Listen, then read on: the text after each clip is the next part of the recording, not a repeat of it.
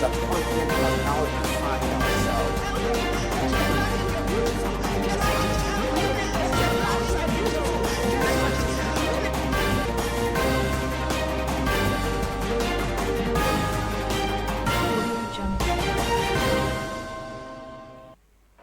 Hello and welcome to TOS TV, your digital first Pan-African news network. I am Adesu Waosui and this is TOS National News. Newly appointed Chief of Defense Staff Lucky Irabo on Sunday led Ibrahim Atahiru, Chief of Army Staff Awal Gambo, Chief of Naval Staff, and Isiaka Amaho, Chief of Air Staff, to the Operation Lafia Dole Theatre Command in Maiduguri, Borno State. The service chiefs appointed last Tuesday were received by Farouk Yahaya, the theatre commander, and Abdul Khalifa, the general officer commanding 7th Division of the Nigerian Army. The service chiefs also met with other principal staff officers of the Military Command and Control Center at the Air Task Force. The visit was to get briefing on the recent operations in the theatre. Irabo had served as theatre commander and recorded success in the fight against insurgency. Under his command, some towns were reclaimed and the operational base of the insurgents at Sambisa Forest was taken down. The service chiefs are also expected to pay courtesy visit to Abubakar Umar Ibn Garbai, Shehu of Borno, and to the governor of the state, Babangana Zulum. Abdullahi Ganduje, governor of Kano State, says there should be a law banning the movement of cattle from the north to the south. Speaking with journalists after he and All Progressive Congress APC governors met with President Muhammadu Buhari in Daura, Katsina State, Ganduje said if the movement of cattle is not stopped, there will be no end to farmer-herder conflicts. The governor said his administration is already constructing a settlement for herders in a forest near Kano's border with Katsina. My advocacy is that we should abolish the transportation or trekking of herdsmen from the northern part of Nigeria to the middle belt and to the southern part of Nigeria. There should be a law that will ban, otherwise we cannot control the conflicts between herdsmen and farmers and cannot control the cattle rustling, which is affecting us greatly. The Osun state government says it has recorded 5 cases of the new COVID-19 strain first discovered in the United Kingdom.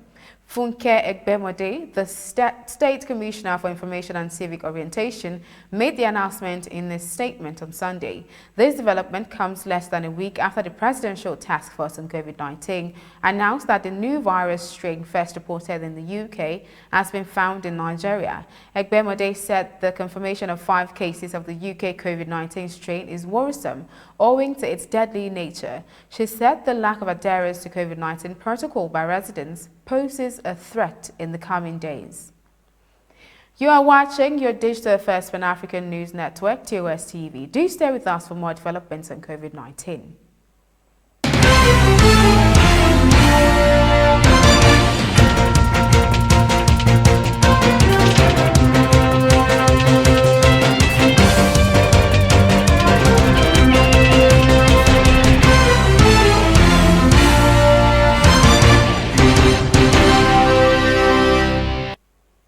Thanks for staying tuned. 685 new cases of COVID-19 have been recorded in Nigeria on Sunday. According to the Nigeria Center for Disease Control (NCDC), Lagos has the highest number of cases recorded with 355 fresh cases.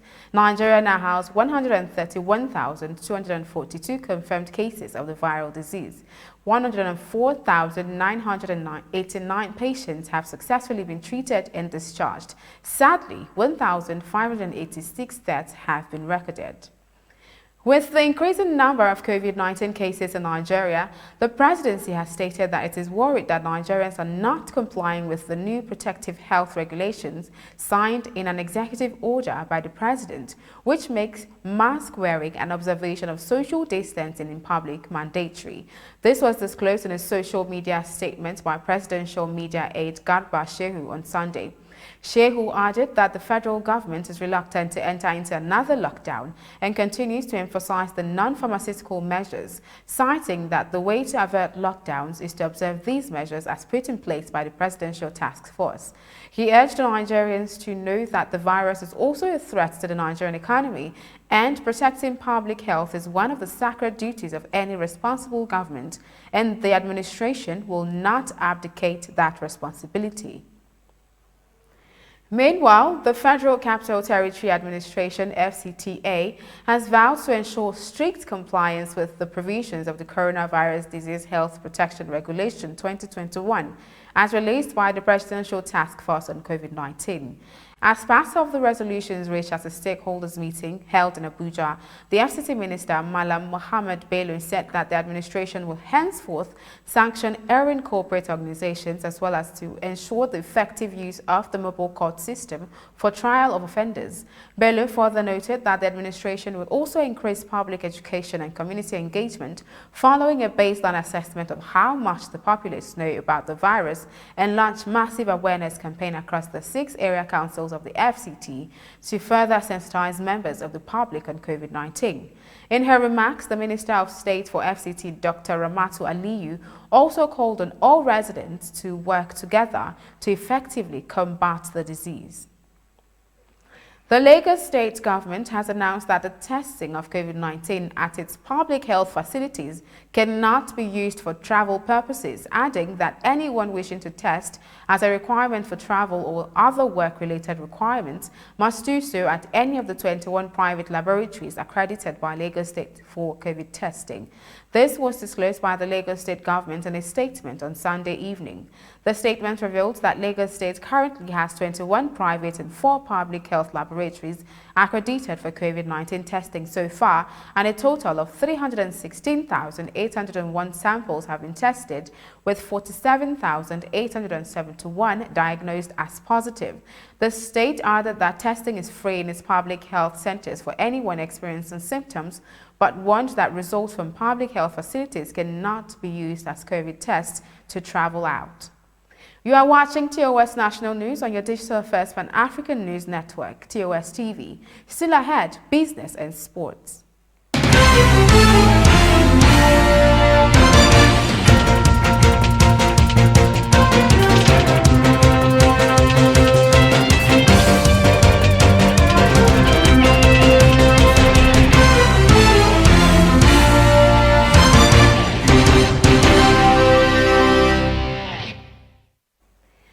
In business, the exchange rate at the black market where Forex is traded unofficially depreciated at 418 Naira to a dollar on Friday. On the flip side, the exchange rates between the Naira and the dollar appreciated, closing at 394.13 Naira to a dollar at the NAFEX window where Forex is traded unofficially.